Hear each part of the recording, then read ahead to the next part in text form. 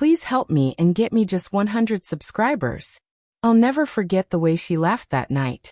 We were sitting on opposite sides of the bed, me scrolling through emails, her watching TikToks, when I finally broke the silence.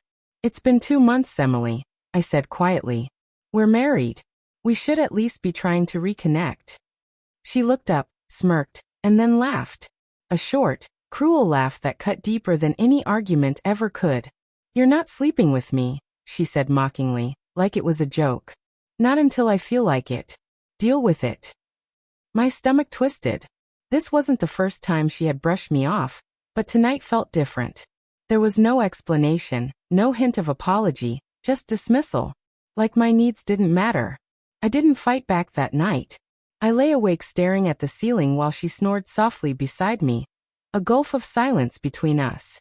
The next morning, I tried again to talk to her, to understand what was going on. Emily, this isn't just about sex, I said. It's about us. About intimacy. About being a team. But she just rolled her eyes. You're so dramatic. Not everything is about you. That day, something inside me shifted. For weeks, I had blamed myself. Maybe I wasn't being patient enough. Maybe I wasn't attractive enough. Maybe I wasn't doing enough to make her feel wanted. But now I realized it wasn't about me at all. It was about respect, or rather, the lack of it. I started noticing other things too. The way she spent hours texting and giggling at her phone, but barely said 2 words to me. The way she suddenly stayed late at work, coming home smelling like a different perfume than the one she usually wore. I told myself I was imagining it, but deep down I knew I wasn't. The final straw came one Friday night when I overheard her on the phone in the kitchen.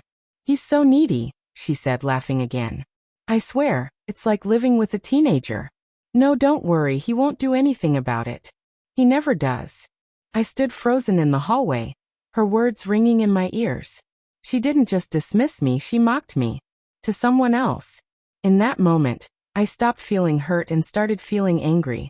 That night, while she was still on the phone, I quietly opened my laptop and started looking up divorce attorneys. Over the weekend, I played it cool. I smiled, I made coffee, I acted like nothing had changed, but inside I was done.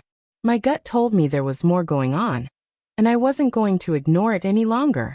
On Sunday, Emily said she was meeting a friend for brunch.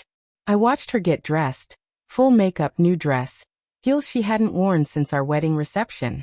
My stomach tightened, but I just nodded and said, "Have fun." The moment she left, I followed. I stayed far enough behind that she wouldn't notice me, but close enough to watch her walk into a quiet cafe, and right into the arms of a man I'd never seen before.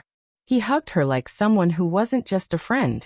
They sat across from each other, leaning in close, sharing little touches and secret smiles. I didn't storm in. I didn't make a scene.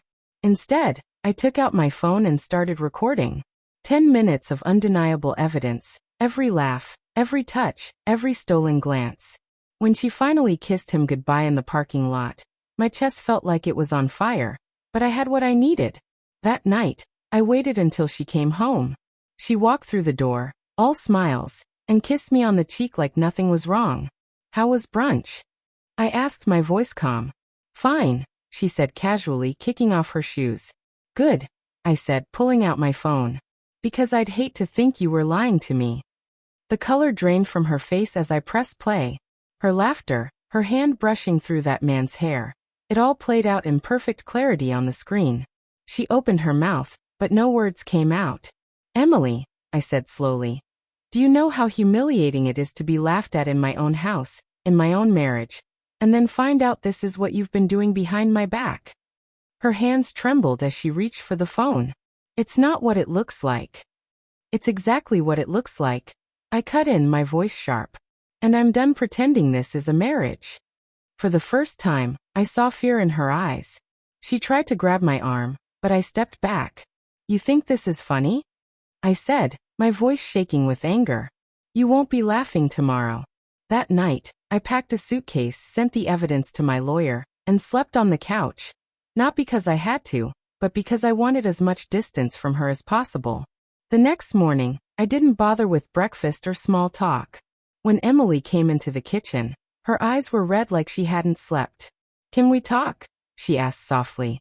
I didn't look up from my coffee. We talked last night, I said flatly. Now it's time to act. She sat down across from me, her hands twisting nervously. It was a mistake, she whispered. It didn't mean anything. I finally looked at her. Emily, you laughed at me, you mocked me, and then you betrayed me. It meant enough for you to risk our entire marriage. Her voice broke. I can change, I swear. Just don't leave me. I shook my head. You made this decision when you chose him over us. I'm not going to be the man who begs for scraps of affection. Her tears came harder now. She grabbed my hand, desperate. You can't just throw away everything we've built. I pulled my hand back slowly. You already did.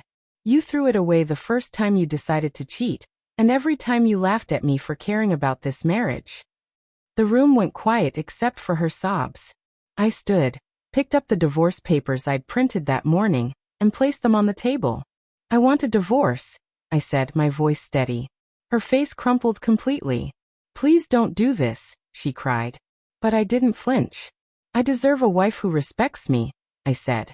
You deserve the man you've been sneaking around with. Go be with him. I left the house that afternoon, my suitcase in the trunk and my future wide open.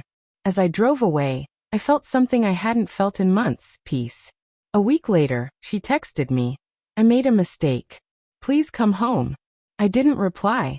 I'd already signed the papers and scheduled the court date.